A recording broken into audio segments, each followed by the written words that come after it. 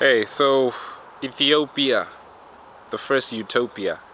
When you think of Ethiopia, what do you think about? What do you see? Ethiopia was the first utopia in the world. And Ethiopia is where we get the Pan-African colors, or the Pan-African colors are in Ethiopia. This is a country that, however you look at it, it's either the country that got its emancipation first, or it's a country that was never colonized because it was occupied, but not completely colonized. It was occupied by Italy. Ethiopia is one of the most interesting countries in the world. It's mentioned in the Bible. And when it's mentioned in the Bible, it's crucial to understand that Ethiopia refers to Africa. Ethiopians are Africans. Ethiopians are Africans. Africans are Ethiopians. Everyone in Africa is an Ethiopian. This is why we have the same flag, like with these colors, like the green, the red, the gold. These are the Ethiopian colors. To be Ethiopian or to be Ethiopian does not mean that you're physically in that place, because it's an understanding. Just like having Zion doesn't mean that you're physically in a certain city made by God. It's an understanding. It's an agreement. It is knowing true dominion and territory. So Ethiopia is a place that can be anywhere. This is why Jamaica is Ethiopia. The people in Jamaica are Ethiopians. People in Africa, the Negroes, so-called Negroes, they are Ethiopians.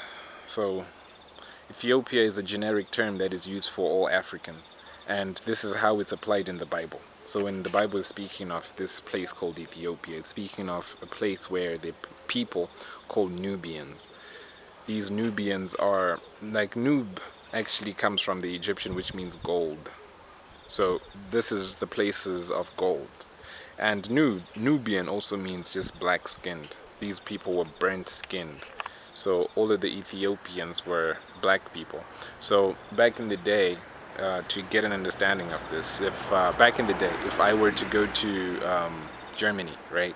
Germany didn't exist then. But then if I were to go to Germany, they would just say, hey, check out that Ethiopian dude. So Ethiopian is just referring to these people, and the people who come from a certain continent.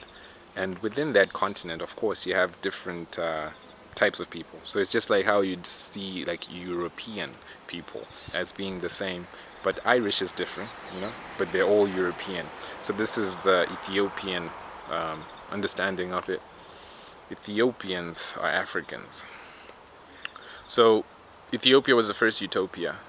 These Ethiopians actually encompass also these Egyptians. So all of the land was just generically referred to as Ethiopia.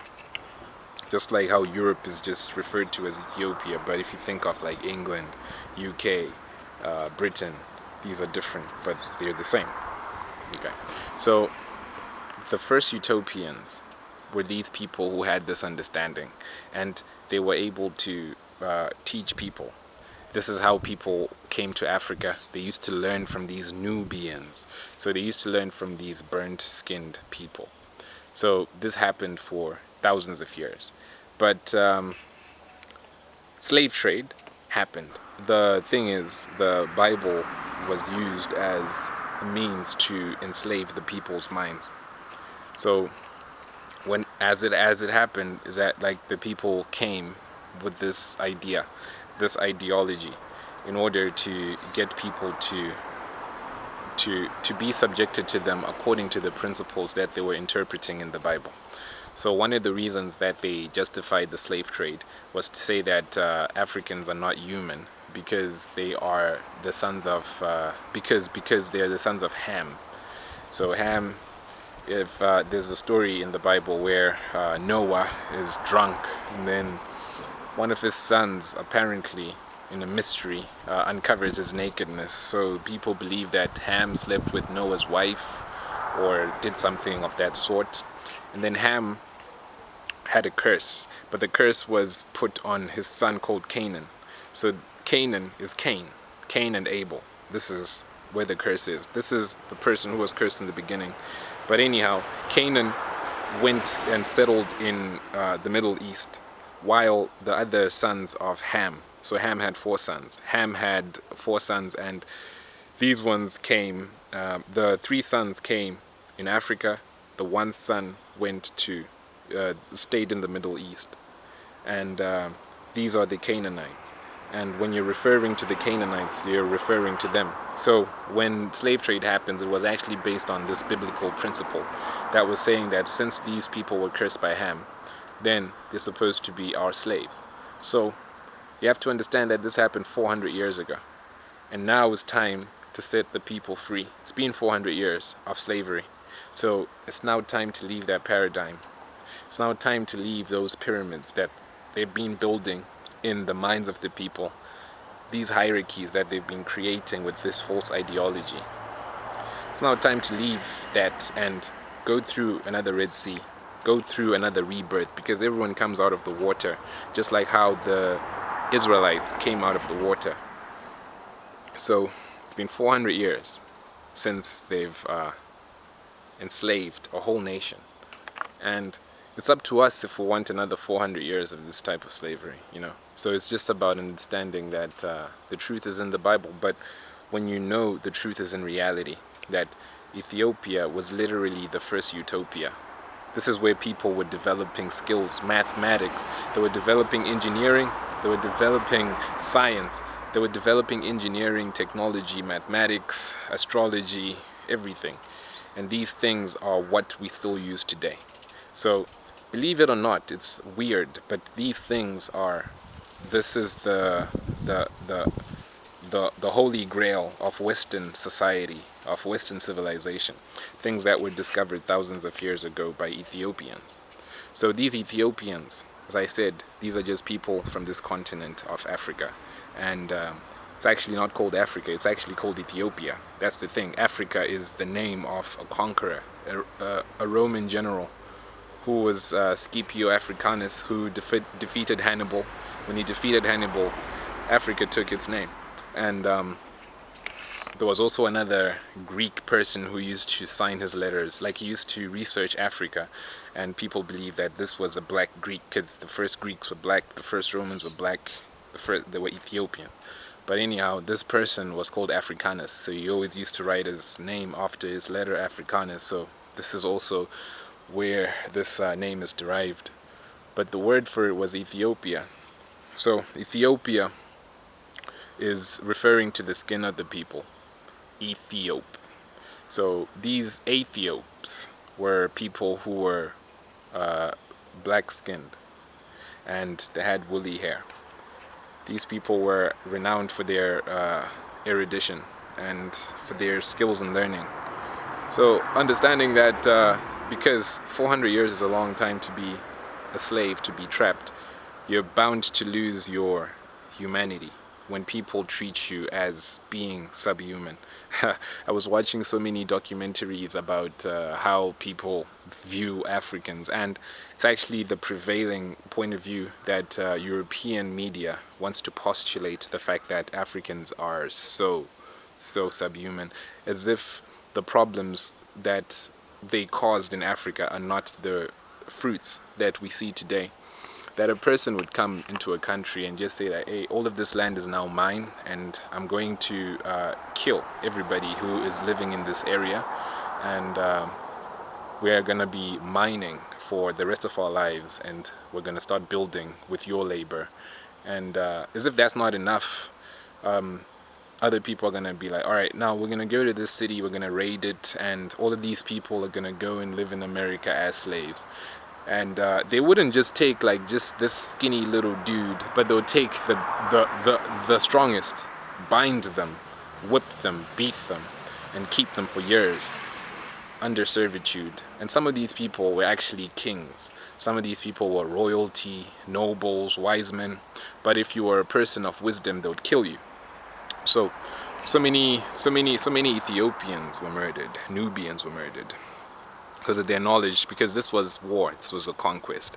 So if you justify this as war, then this is so barbaric that they would say that we're giving them this word of God, we're giving them this knowledge and understanding of God, but let's first kill them, and let's kill the barbaric, and they don't deserve the same thing as us. And this is something that was ingrained in the people's mind.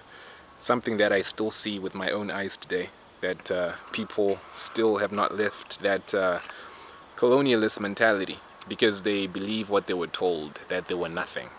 So when you read the Bible, this is a book that was used for a certain purpose in order to trap people, because it's that powerful. But when you look at it, when you look in the Bible, when you look at in reality, you'd realize that Ethiopia, through Aksum, which was a kingdom where a queen of Sheba reigned, who is Makeda. Sheba means wisdom, the queen of wisdom. So this is why she was looking for wisdom. She went to find Solomon, who had wisdom. So she found wisdom.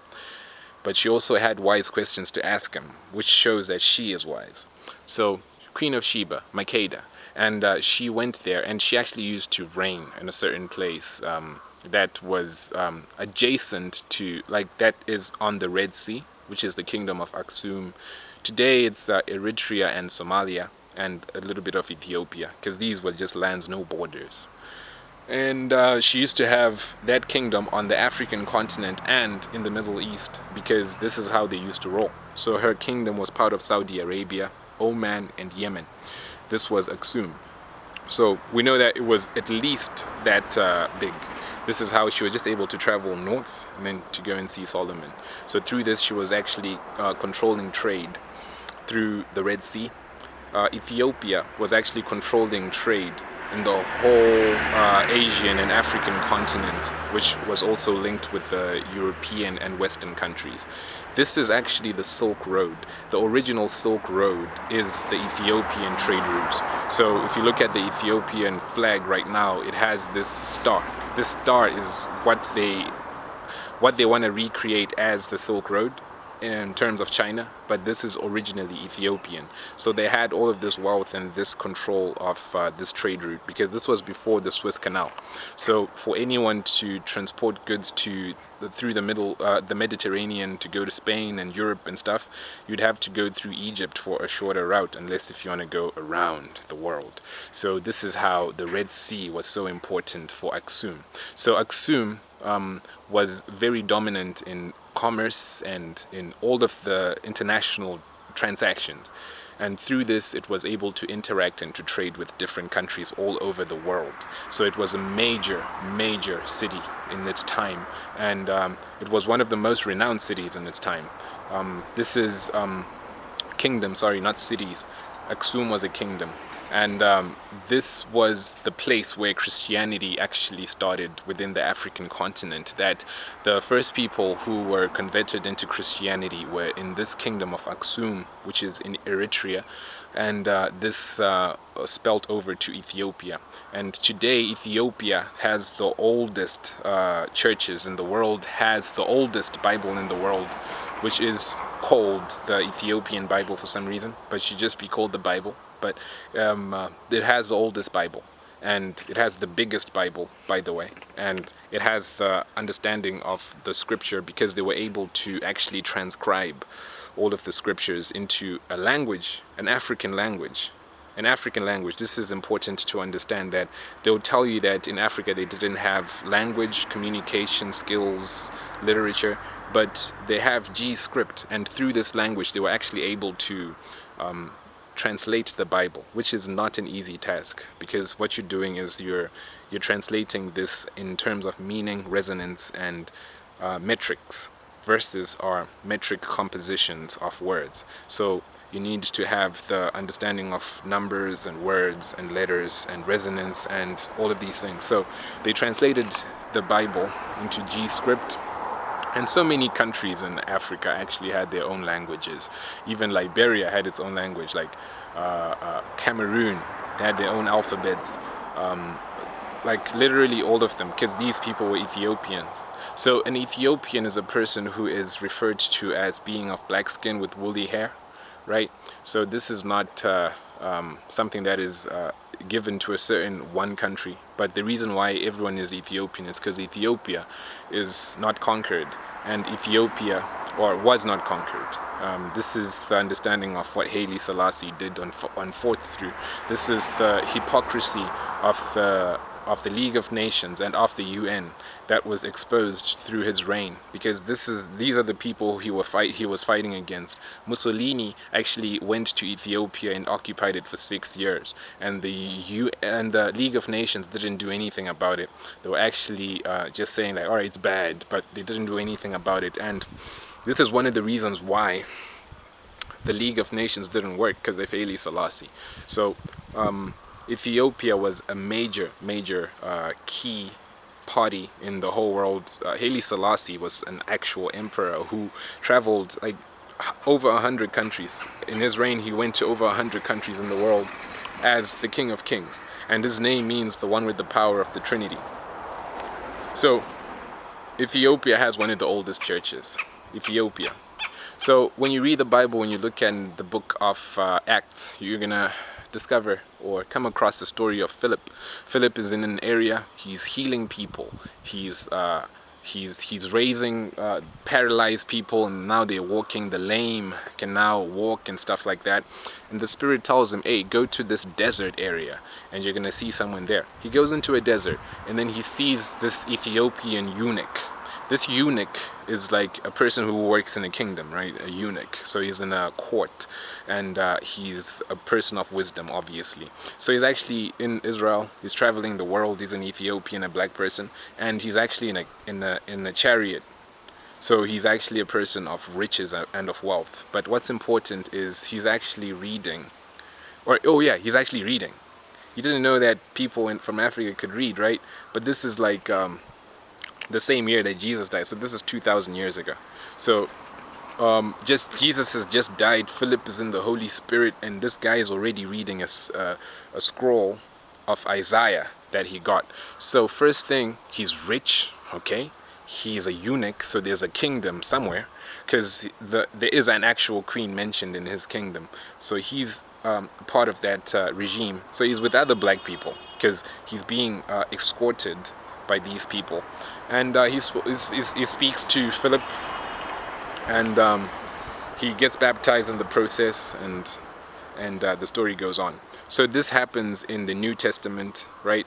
In the Old Testament, we all know the story of Solomon, and how the Queen of Sheba went to him. So she was an African woman, an African queen. So meaning that there was already this kingdom, there was already a queen of wisdom. She was the wisest person before he came. That's why she had to go to him and see if the wisdom was true.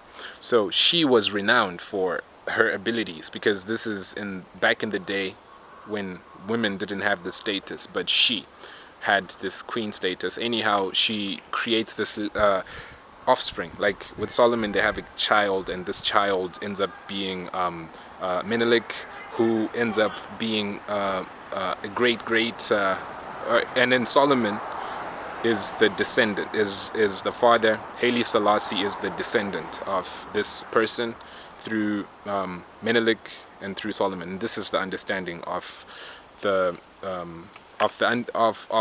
how Haile Selassie came about, and that was his claim to the throne and all of that.